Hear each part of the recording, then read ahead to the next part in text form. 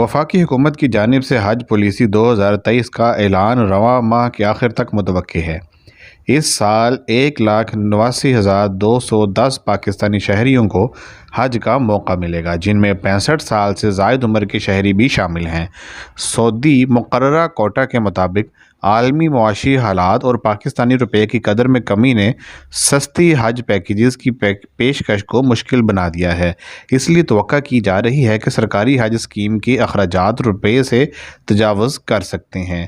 Reports کے مطابق وزارت مذہبی امور کی جانب سے اس سال حج پر کوئی سبسڈی نہیں ملے گی۔ تمام حج درخواست دہندگان کے پاس ایک بینک اکاؤنٹ، ایک درخواست، ایک درست پاسپورٹ، 3 تصاویر، ایک کورونا ٹیسٹ کا نتیجہ اور ان کے اپنے اور ان کے ورثاء کے شناختی کارڈ کا ہونا ضروری ہے۔ اس سے قبل سعودی عرب نے بھی عالمی سطح پر عازمین حج کے لیے رجسٹریشن کے عمل کو آسان بنانے کے لیے اپنی منسوخ پروگرام توسیع کا اعلان کیا تھا۔ اس سال حج 10 لاکھ سے تجاوز کرنے کی امید کی جا رہی ہے۔ ناظرین، آپ سے گزارش ہے SPTV BK کو سبسکرائب کیجیے، ویڈیو کو لائک، کمنٹ اور شیئر کرنا مت بھولیے۔ شکریہ۔